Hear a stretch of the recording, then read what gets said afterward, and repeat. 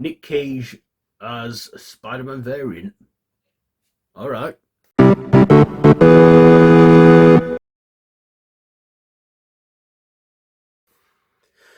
Why, hello there, YouTube, and welcome to a random review. I am Random Ross, and today I am reviewing Spider-Noir, which is set within which is set in an alternate universe from the Sony Spider-Man universe, starring Nicolas Cage, Lamorne Morris, Lai Jun Lee, Karen Rodriguez, Abraham Popula, Jack Hudson, and Brenden Gleeson.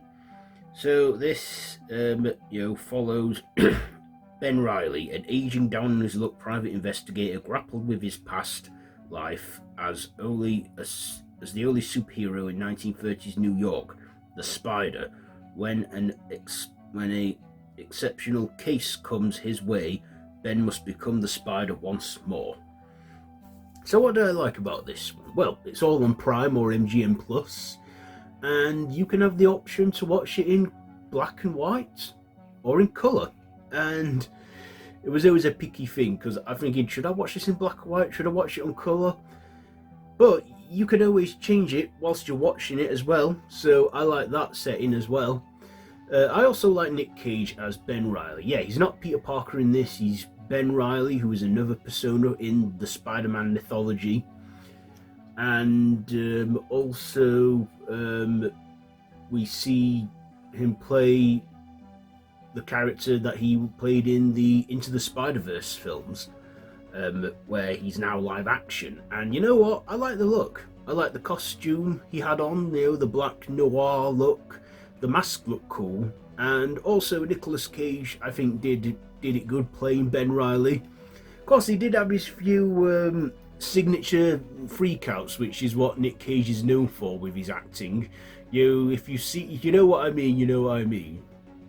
But also, we had other characters in this. We had the character of Robbie and Kat. Robbie being Ben's friend and a hard-working Bugle journalist. A freelance journalist selling stuff to the Bugle. And we also have, Kat Hardy, a female Patel singer in a, club.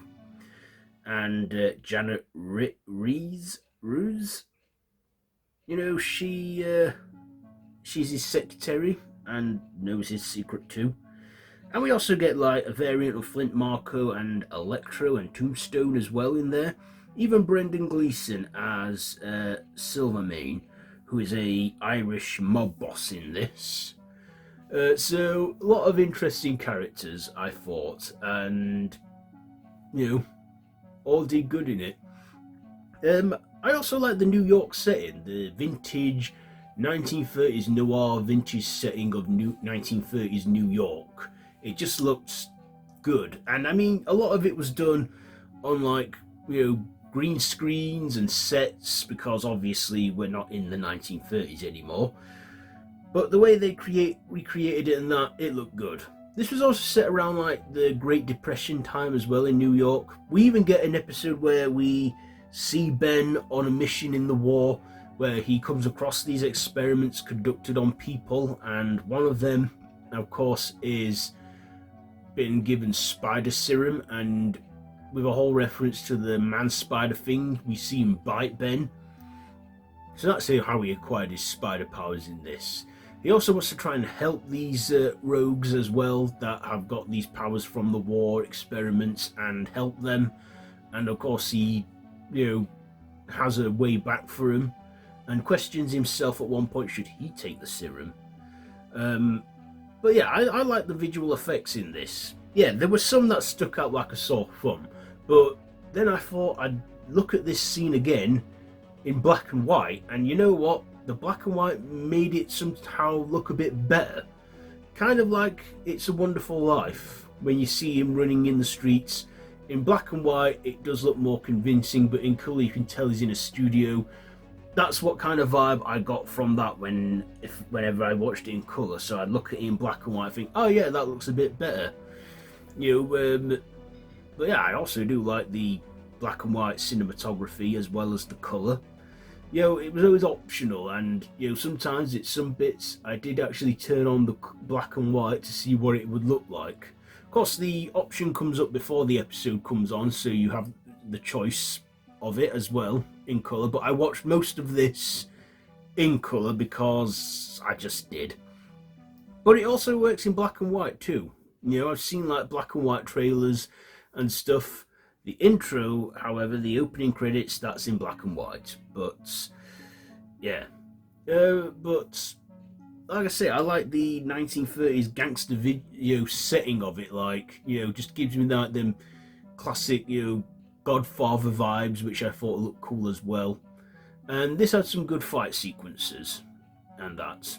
I don't think there was a filler episode in there. Maybe there were some scenes in there that dragged or weren't necessary and that, but like I say, the women in it looked pretty, the guys looked cool, and the acting was good. I mean, Nick Cage, I expect it from him to do a whole lash out during one of his performances, and he did that, and he looked great for it. Being in this, I mean, at his age now, 62, he pulled it off and looked great in it.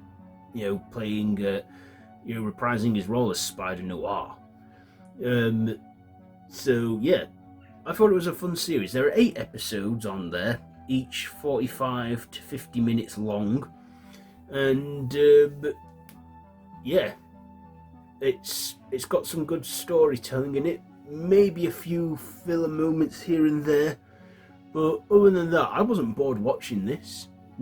I actually did enjoy. I mean, I watched it over the course of a week. I didn't like sit there and binge the whole thing in one sitting. I actually decided, I want to enjoy this and savor it a bit. So I watched like maybe 2 episodes a day or 1 episode a day.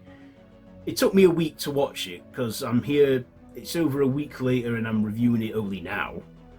But you know what, Spider-Nori, I enjoyed it. I thought it was a fun series, and this isn't the last we're getting of Spider-Man content. We have Spider-Man Brand New Day coming out in July, and then we've got your Friendly Neighborhood Spider-Man coming out later on in the year. So, some good Spidey stuff coming. So, yes, Spider-Nori. What shall I rate this one? You know what? I think I will give this 4.5 out of 5. 4.5 out of 5 for Spider-Nori. So there you go. There is my review for that one. Have you seen it? Let me know what you think down below in the comments. And if you like this video, be sure to give it a big thumbs up. Share with your friends, and feel free to subscribe to the channel if you haven't already, and to hit that notification bell. If you love horror content, I've got a channel for that. 2 links in the cards above or down below in the description. So feel free to check that out if you wish. So yeah, that's it for this video. So I've been Random Ross. This has been a random review, and until next time, I bid you all a goodbye, friends. Goodbye.